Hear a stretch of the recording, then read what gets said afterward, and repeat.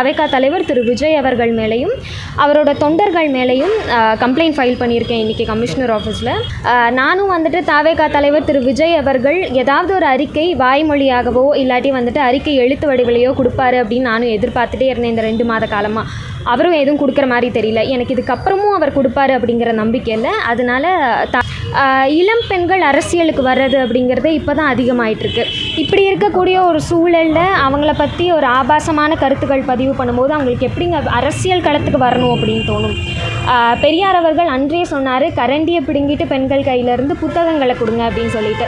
இவங்க மறுபடியும் வந்துட்டு கரண்டியை கொடுக்கக்கூடிய ஒரு நிலையை தான் தவேகா தொண்டர்கள் ஆகட்டும் தவேகா தலைவரும் வலியுறுத்துறாரோ அப்படிங்கிறது என்னோட கருத்து.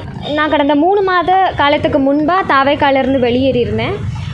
தவேகாலேருந்து வெளியேறின சமயத்திலிருந்தே தொடர்ந்து தவேகா தொண்டர்கள் ஆகட்டும் ரொம்ப அஃபென்சிவான கமெண்ட்ஸ் தான் போட்டுட்ருக்காங்க. ஆபாசமாக சித்தரிக்கிறது, மார்ஃப் பண்ணுறது, தேவையில்லாத அவதூறுகளை பரப்புறது, இந்த மாதிரியான ஒரு செயல் தான் தொடர்ந்து நடந்துகிட்டே இருக்குது நான் வெளியேறின காலம் தொட்டே.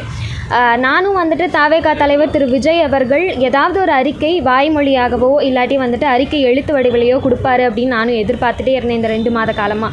அவரும் எதுவும் கொடுக்குற மாதிரி தெரியல. எனக்கு இதுக்கப்புறமும் அவர் கொடுப்பாரு அப்படிங்கிற நம்பிக்கை இல்லை. அதனால தவேகா தலைவர் திரு விஜய் அவர்கள் மேலேயும் அவரோட தொண்டர்கள் மேலேயும் கம்ப்ளைண்ட் ஃபைல் பண்ணியிருக்கேன் இன்றைக்கி கமிஷனர் ஆஃபீஸில். இளம் பெண்கள் அரசியலுக்கு வர்றது அப்படிங்கிறது இப்போ தான் அதிகமாகிட்டுருக்கு. இப்படி இருக்கக்கூடிய ஒரு சூழலில் அவங்கள பற்றி ஒரு ஆபாசமான கருத்துக்கள் பதிவு பண்ணும்போது அவங்களுக்கு எப்படிங்க அரசியல் களத்துக்கு வரணும் அப்படின்னு தோணும். பெரியார் அவர்கள் அன்றே சொன்னார், கரண்டியை பிடுங்கிட்டு பெண்கள் கையிலேருந்து புத்தகங்களை கொடுங்க அப்படின்னு சொல்லிட்டு.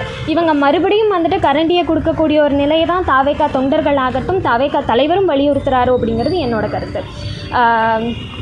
தவேகா தலைவர் மீது புகாருங்கிறது லாஜிக் இருக்காது.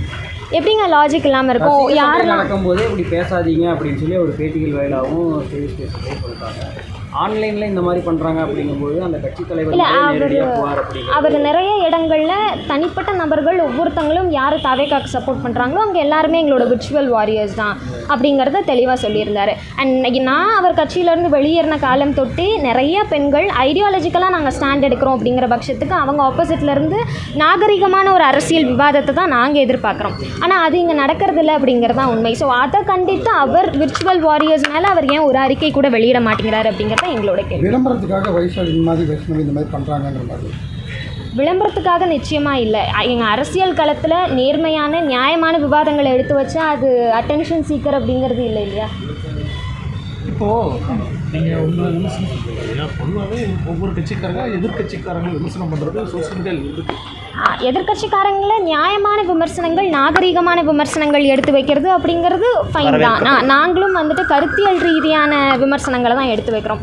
ஸோ நாங்கள் எடுத்து வைக்கும் போது அதுக்கு பதில் தெரியல அப்படிங்கிறதுக்காக நீங்கள் நாகரிகம் அல்லாத ஒரு கருத்துக்களை வெளியிடுறது அப்படிங்கிறது தவறான விஷயம் தானே. அரசியல் அப்படின்னாலே ஒரு நாகரிகத்தை பின்பற்றின ஒரு விவாதமாக இருக்கணும் அப்படிங்கிறது தான் எங்களோட கருத்து.